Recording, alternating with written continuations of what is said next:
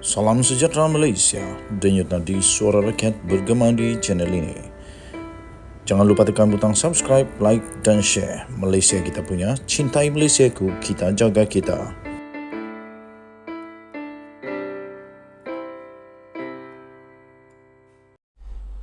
Salam sejahtera Malaysia, denyut nadi suara rakyat terus bergema di channel ini. Sekali lagi sebelum kita mulakan, mohon kiranya untuk anda tekan butang subscribe, like, share dan komen. Dan bagi anda yang ingin membantu channel ini untuk jadi lebih besar, lebih maju supaya kita boleh menjadi suara bagi rakyat Malaysia, sila tekan butang join member. Tuan-tuan dan puan-puan yang dihormati sekalian, ada banyak pendedahan sekarang ini yang amat menggelisahkan, mengejutkan, malah tak dijangka boleh berlaku di negara Malaysia.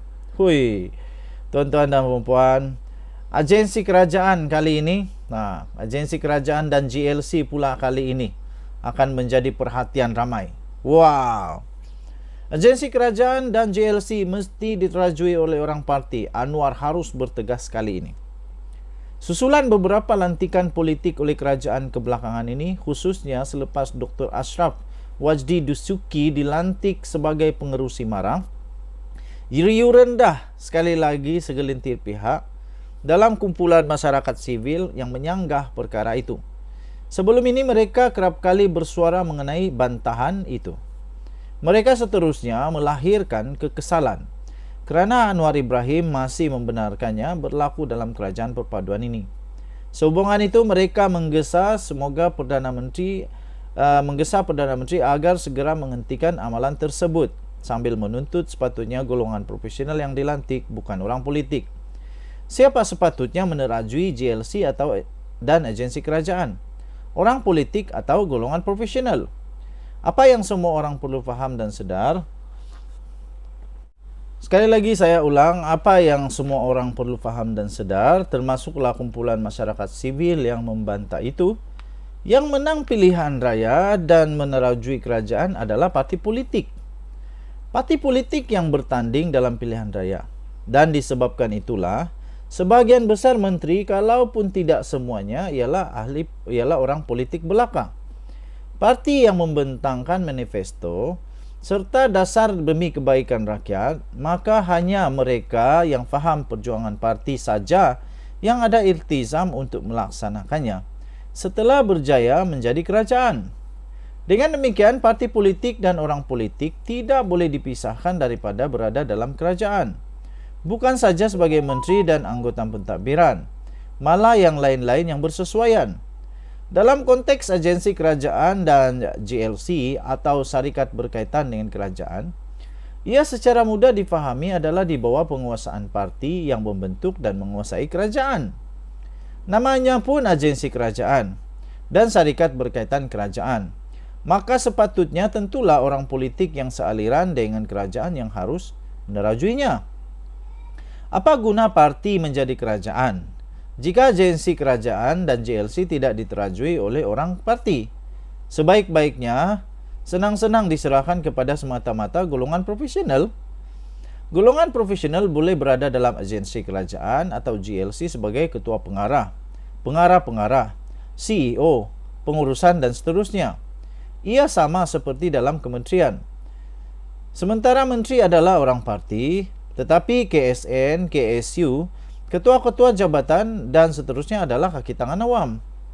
Pengerusi atau peneraju agensi kerajaan atau GLC itu kena diberikan kepada orang politik agar perjalanan serta hala tujunya selari dengan aspirasi kerajaan yang dipimpin oleh parti yang berkuasa itu. Dalam hal ini, meskipun dilantik daripada orang politik, lantikan peneraju itu bukanlah bermakna dibuat secara sembrono. Sebaliknya wajib berdasarkan kelulusan, kemampuan, kebolehan, kewibawaan dan latar belakang seseorang itu yang bersesuaian dengan jawatan tersebut. Jangan ingat dalam parti politik tiada orang profesional dan hanya orang profesional yang tidak berparti atau tidak memegang jawatan dalam parti saja yang layak menerajui atau menjadi pengerusi agensi kerajaan dan GLC.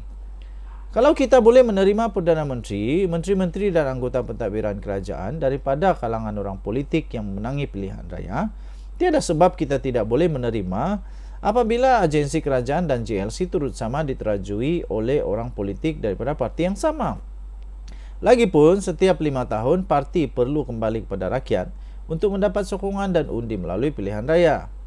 Dengan lebih ramai orang politik yang berkebolehan menerajui agensi kerajaan dan GLC, ia secara tidak langsung akan menyebabkan parti lebih diyakini, dihormati dan dilihat benar-benar berfungsi kepada rakyat.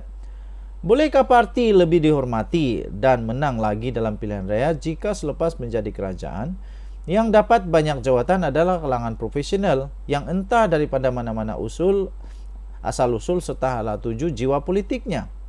Malah dengan orang politik dan mereka yang berjawatan dalam parti menerajui agensi kerajaan dan GLC, mereka terbabit juga akan turut sama berkempen atau memainkan peranan setiap kali PRU diadakan. Sebaliknya, jika orang profesional yang tidak berparti mengetuai agensi kerajaan atau GLC, mereka bukan saja tidak masuk campur ketika kempen PRU diadakan, malah mungkin membawa diri bercuti ke London, ke Paris, ke Milan dan sebagainya bersama keluarga masing-masing pada waktu tersebut. Akhirnya, siapa yang rugi?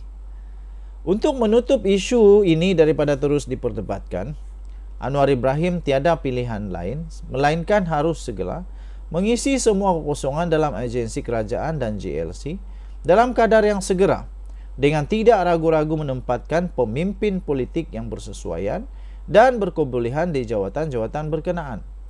Lambat lantikan dilakukan, lagi macam-macam hal jadi cecehan. Titik nokta full stop, kata Sabudin Husin. Pada pendapat saya pula secara pribadi, tuan-tuan dan puan-puan, saya setuju jika lantikan untuk GLC dan syarikat agensi kerajaan perlulah daripada ahli politik. Ini akan memberikan satu kekukuhan politik, stabilan politik. Kerana di dalam parti politik, pemimpin-pemimpin yang bermati-matian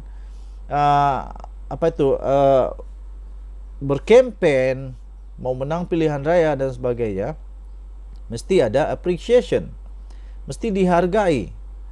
Jadi, pada masa yang sama, exco dalam kerajaan ataupun menteri dalam kerajaan, timbalan menteri itu bukan banyak, bukan ramai.